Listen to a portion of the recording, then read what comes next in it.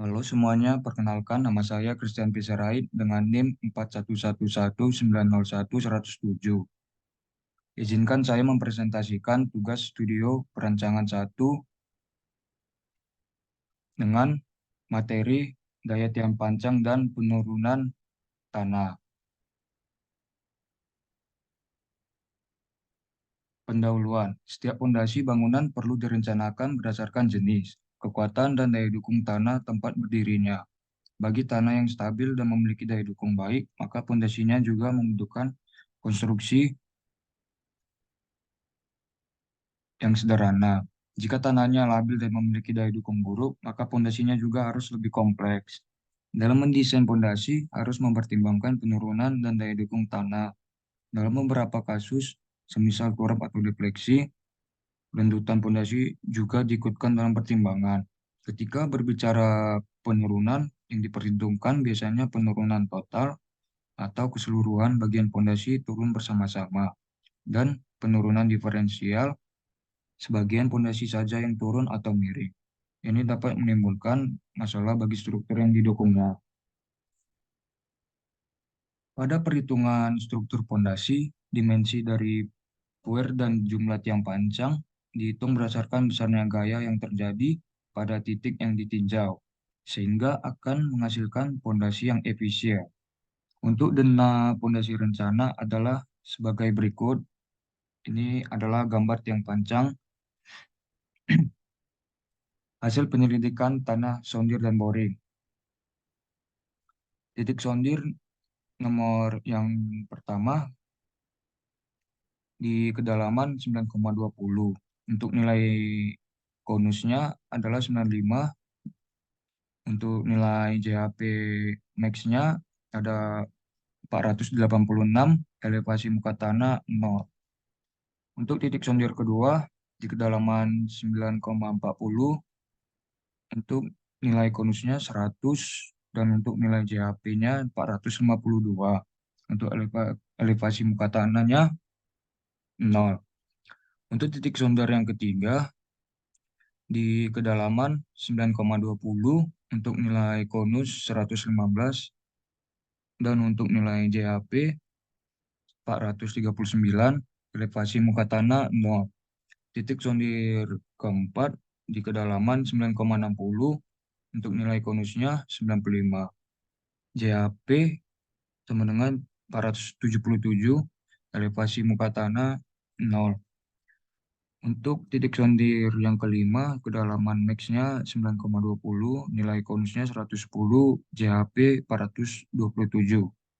Untuk elevasi muka tanahnya 0. Untuk titik bor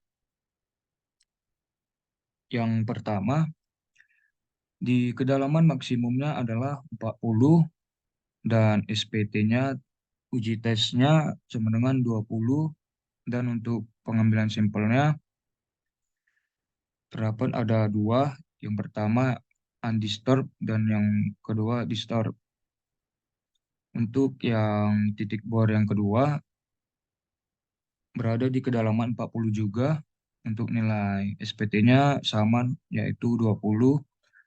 Tapi untuk pengambilan sampelnya di undisturbed di angka 2.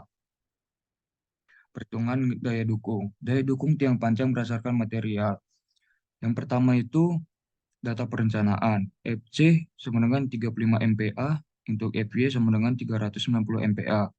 Safety faktornya 3. Untuk tiang pancang yang dipakai adalah tiang pancang dari PT Hum Sakti Indonesia dengan data diameter 400 mm.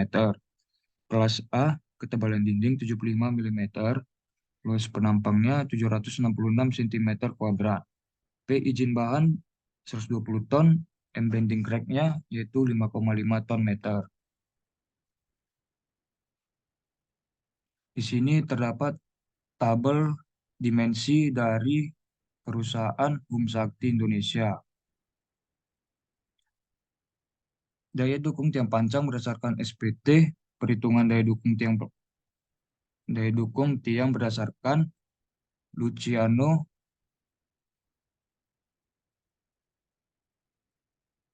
Luciano di Court Exclusive and Value of the SPT. Berikut di sini metode dari Luciano yang ada di PPT ini. Untuk di tabel 9.1-nya, tabel nilai base dan sub coefficient. Di nilai K terdapat 12T per M kuadrat, lempungnya 20T per M kuadrat, danau berpasir 25T per M kuadrat, pasirnya 40T M kuadrat. Harga N di bawah muka air tanah harus dikoreksi menjadi N berdasarkan perumusan sebagai berikut. Di sini ada Tezarki dan Peck, di mana N sama dengan 15 ditambah 0,5, yaitu N dikurang 15, di mana N jumlah pukulan kenyataan lapangan untuk di bawah muka air tanah, diameter tiang panjang sama dengan 0,4 meter. AP sama dengan 0,25 dikali V dikali D kuadrat sama dengan 0,25 V dikali 0,4 kuadrat, hasilnya 0,126 meter kuadrat. Untuk data umumnya, gedung rumah sakit 8 lantai, tinggi gedung 48,8 meter, panjang gedung 35,5 meter, lebar gedung 12,45 meter, mutu beton 35 MPa. Di sini ada perhitungan tulangan geser, gaya geser yang dipakai sudah sesuai dengan SNI 032847 2013 pasal 11.1.31. Untuk daya dukung tiang panjang berdasarkan SPT nilai K untuk lempungnya 12T per M kuadrat, lanau berlempung 20T per M kuadrat, lanau berpasir 25T per M kuadrat, pasirnya 40T per M kuadrat. Untuk diameter tiang panjangnya 0,4 meter.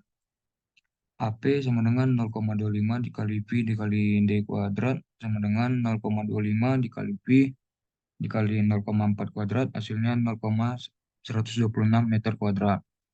Didapatkan daya dukung tiang panjang dengan kedalaman 22 meter dan diameter 0,4 meter adalah P sama dengan 119,590 ton. Karena nilai P izin bahan lebih besar dari P izin tanah, maka yang dipakai untuk perhitungan adalah P izin sama dengan 119,590 ton. Untuk data perencanaannya sebagai berikut, ada tipe balok BI1, bentang baloknya 10050 mm, dimensi balok 600 dikali 850 mm, untuk mutu betonnya 35 MPa, mutu bajanya 390 MPa lebih besar dari diameter 12 mm, untuk mutu baja 240 MPa lebih kecil dari diameter 12 mm. Diameter tulangan lentur yaitu diameter 25, diameter tulangan gesernya diameter 13, diameter tulangan puntirnya diameter 16. Faktor reduksi kekuatan lenturnya sama dengan 0,9, faktor reduksi kekuatan gesernya 0,75.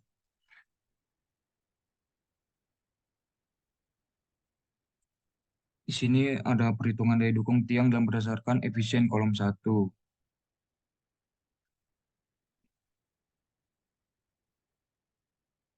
di mana efisiensi sama dengan 1 dikurang aktan D per S, N dikurang 1 dikali M, dan M kurang 1 dikali N dibagi 90 M per N. Sehingga N sama dengan 1 per aktan 0,4 dibagi 1,2, kemudian 3 dikurang 1 dikali 4 ditambah 4 kurang 1 dikali 3 dibagi 90 dikali 3 dikali 4, hasilnya adalah 0,7098. Maka P izin kelompok sama dengan N dikali P izin dikali jumlah tiang. Sehingga hasil yang didapat yaitu 748,898 ton, di mana nilai tersebut oke untuk perhitungan daya dukung tiang dalam kelompok kolom 1 sebagai berikut. Di sini terdapat kontrol kekuatan. Kontrol kekuatan tiang terhadap gaya lateral interior. Didapat hasil MX-nya adalah 3,223 ton meter, lebih kecil dari bending crack 5,5 ton meter.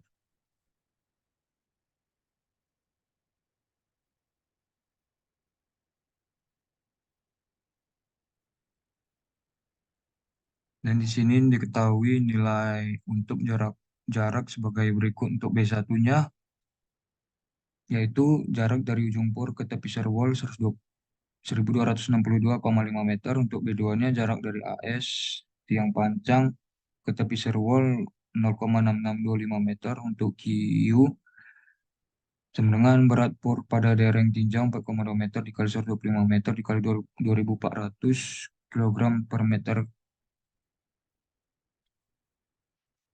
Hasilnya 1520 kilogram per meter.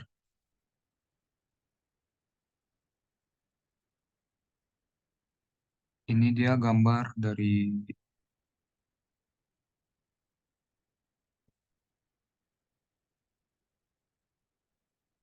dan ini boring log and SPT, uji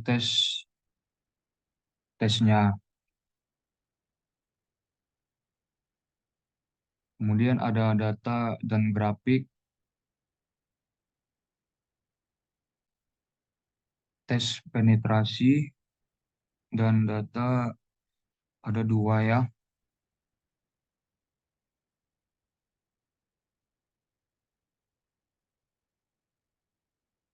Kemungkinan itu saja yang bisa saya sampaikan. Mohon maaf jika ada kesalahan yang kurang. Saya ucapkan terima kasih.